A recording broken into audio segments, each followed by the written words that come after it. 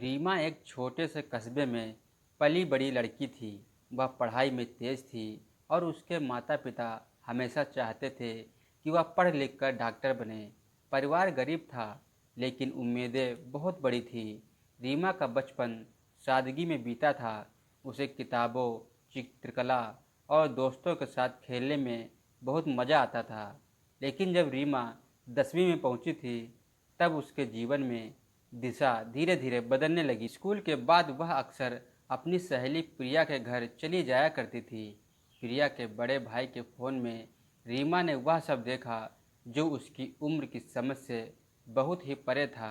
जिज्ञासा में उसने भी मोबाइल में वही सब देखना शुरू कर दिया जो उसे अच्छा लगता था। शुरुआत में यह सब उसे अजीब लगता, लेकिन धीरे धीरे यह सब उसकी आदत बन चुकी। रीमा किताबों से ज़्यादा अब मोबाइल की स्क्रीन पर खोई रहती।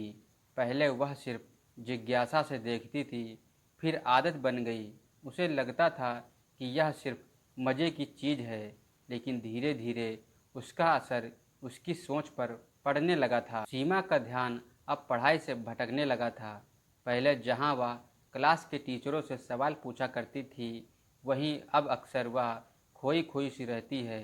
किताबें खोल कर रख देती। अब उसका पढ़ने में बिल्कुल भी मन नहीं लगता था। रात को जब सब सो जाते थे, तब वह चोरी छिपे मोबाइल में वही सब देखती थी और वही सब देखकर उसकी नींद उड़ जाती थी। सुबह थकान से भरी आंखों के साथ उठती थी। उसकी माँ अक्सर कहती, रीमा तुम्हें क्या हो गया है? पहले तुम इतनी ध्यान से पढ़ती थी, अब मन कहीं और भटकता रहता है। रीमा हंसकर टाल देती, लेकिन अंदर ही अंदर वह जानती थी कि उसकी आदत अब लत में बदल चुकी है। धीरे धीरे वह अपनी सहेलियों से भी दूर होने लगी थी। किसी से मन की बात साझा करने की हिम्मत नहीं होती।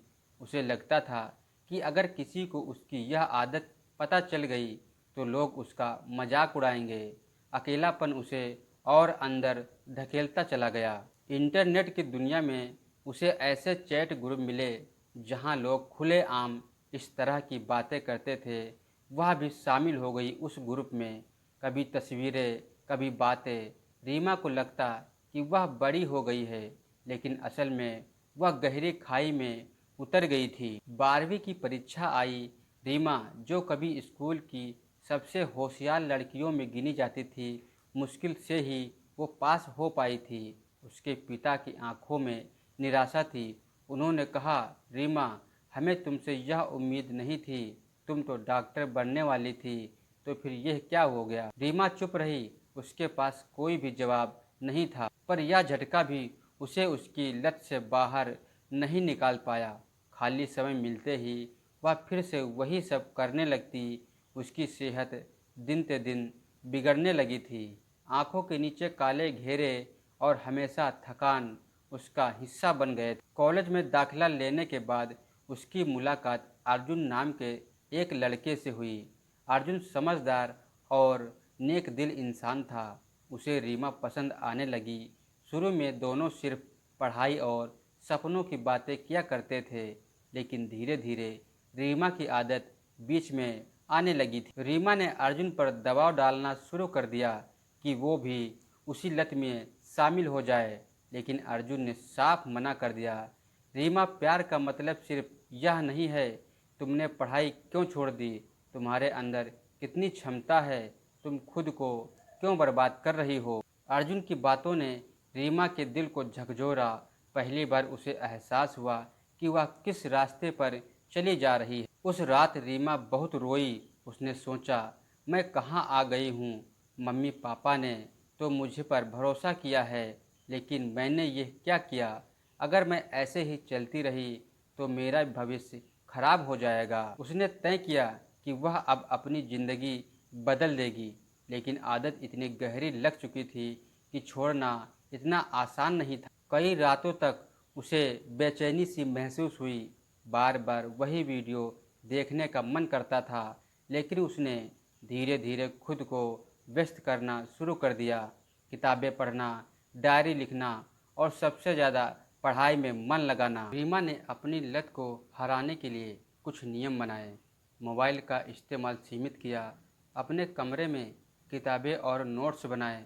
जब भी बुरा ख्याल आता वह तुरंत मम्मी से बात करने लगती या टहलने निकल जाया करती। उसने इंटरनेट पर आदत छोड़ने के उपाय भी पढ़े और उन्हें अपनाया भी। समय लगा, लेकिन धीरे धीरे उसका मन पढ़ाई में लौट आया। कॉलेज के अंतिम साल में रीमा ने अपनी मेहनत और आत्म अनुशासन से अच्छे अंक भी प्राप्त किए। उसे एहसास हुआ कि हवस की लत ने उसकी ज़िंदगी के कीमती साल छीन लिए थे, लेकिन उसने हार नहीं मानी थी। उसने तय किया कि अब और लड़कियों को इसके बारे में जागरूक करेगी। उसने कॉलेज में डिजिटल लत और उसका असर एक सेमिनार आयोजित किया। वहाँ उसने अपनी ही कहानी सबके सामने रखी। शुरुआत में लोगों को हैरानी हुई, लेकिन फिर कई लड़कियां आगे आई और बोली, रीमा, तुम्हारी बातों से हमें हिम्मत मिली। हम भी इस जाल में फंस चुकी थी, अब बाहर निकलना चाहती हैं। रीमा की कहानी यह बताती है कि कम उम्र में हवस की लत एक इंसान का भविष्य बर्बाद कर सकती है। यह सिर्फ पढ़ाई ही नहीं छीनती, बल्कि आत्मविश्वास और परिवार का भरोसा भी तोड़ती है। लेकिन अगर हिम्मत और इच्छा शक्ति हो तो इस अंधेरे से बाहर निकला जा सकता है। रीमा आज एक काउंसलर है और बच्चों को पढ़ाई के साथ साथ डिजिटल डिटॉक्स और स्वच्छ सोच की शिक्षा देती है। उसकी ज़िंदगी इस बात का सबूत है कि गलती चाहे कितनी भी बड़ी क्यों न हो, सही समय पर सुधरने की कोशिश की जाए तो इंसान को नया जीवन मिल सकता है। दोस्तों, यह कहानी आपको कैसी लगी कमेंट में ज़रूर बताना। अगर आपने हमारे चैनल को सब्सक्राइब नहीं किया है तो हमारे चैनल को सब्सक्राइब ज़रूर कर लें। दोस्तों, मिलते हैं आपको किसी दूसरे वीडियो के साथ। धन्यवाद।